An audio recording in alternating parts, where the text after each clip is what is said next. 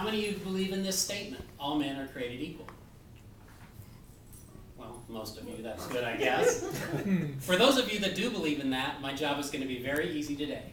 Because if you believe in the Constitution, and if you believe that all men are created equal, then you must join me in support of marriage equality. That means striking down any bans that states have placed on same-sex marriage, and overriding any constitutional amendments that define marriage as being between a man and a woman. I was working on this speech a couple weeks ago, and I heard that Indiana became the latest state to allow gay marriage. They determined that their constitutional amendment was unconstitutional. And I had a wonderful thought. I thought, well, depending when I give my speech, it might be a moot point. Well, we're not quite there yet, but public acceptance of same-sex marriage is increasing. This is the results of a Gallup poll from May of this year, which show that public acceptance of same-sex marriage is at an all-time high of 55%. That's fantastic. You can see the trend is going up and going up very fast. Things are changing. However, there are still only 19 states today where it is legal for same-sex couples to get married. That means there are 31 states where it is not allowed, either by constitutional amendment, state law, or even both.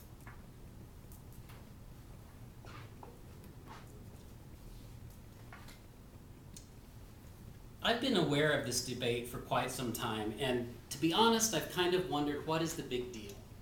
Why do same-sex couples, gays and lesbians, so badly want to get married? I mean, I kind of thought homosexuals were their own unique group. They like to celebrate their pride and how unique they are. So why do they want to embrace an institution that makes them just the same as everyone else? Well, do you know how stupid that thought is? I mean, of course homosexuals, any group of human beings, want the same rights that other people have.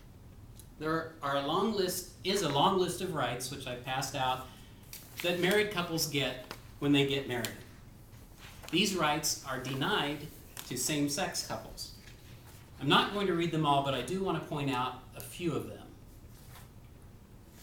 First of all, unmarried partners can't always sign up for joint home or auto insurance. In addition, many of their employers don't even grant same-sex benefits through their health insurance plans. Unmarried partners aren't considered next of kin, so that means they may not be able to visit their partner in the hospital or make any emergency medical decisions. In addition, they can't cover their entire families on their health plans. That means they have to pay taxes on those that they do cover. They're not eligible for Medicaid or Medicare.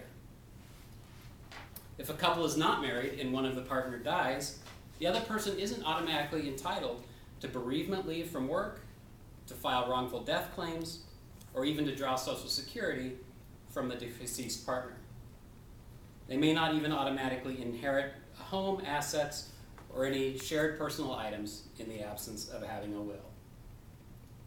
And finally, the one that always kind of cracks me up is marriage is honored in all states and all countries, but domestic partnerships are only honored in the states where they have occurred. So that means same-sex couples, even if they've been together for years, don't ever know what their rights exactly are, depending on where they are in the country. I'm sometimes a very literal person, but this is a cut and dry decision for me, really. The Equal Protection Clause of the 14th Amendment of the United States mandates that individuals in similar situations as others should be treated equally by the law. And if you deny these rights to any group of people, you're being unconstitutional. I've never liked the term that they use in this debate, second-class citizen. But there's no doubt that if you exclude a group of people and don't give them the same rights that you give everyone else, you have created a separate group. This is a separate group, but not an equal group. So it makes sense legally. Why are so many people opposed to same-sex marriage? Well, I've thought long and hard about it, and I don't want to admit it, but I ask you to do the same, to dig deep and to think. I bet for many people it's not a legal issue at all. I bet it's a moral issue. I believe deep-seated within them, and I don't want to call it prejudice, but I believe people have beliefs that homosexuality is wrong. Therefore, they don't support gay marriage. And this is where the issue becomes difficult for me, because I think everyone's entitled to their beliefs. If there's someone deeply religious who believes it's a sin to be gay, they should be able to believe that. It's not what I believe. But they are never going to tell me that being gay is a choice or a lifestyle. And I'm never going to be able to convince them that it's not. And that's fine.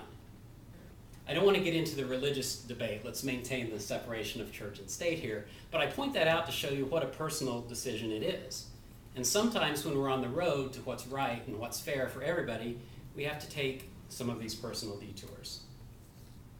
This issue does affect me personally, though, or at least it has the potential to. Now, I don't want to make anyone uncomfortable, but how many of you know somebody who's gay? That's great. That's everyone. Now, I think that if you know someone who's gay, you're more empathetic, and you can understand, maybe be more accepting of something like same-sex marriage.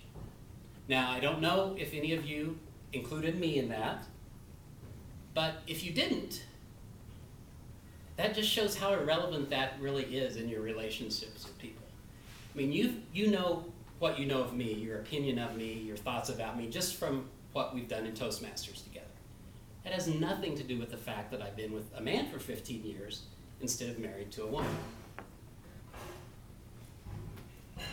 I don't know that I'll ever get married. I don't know if Michael and I will ever get married, but we should have the right to if we want.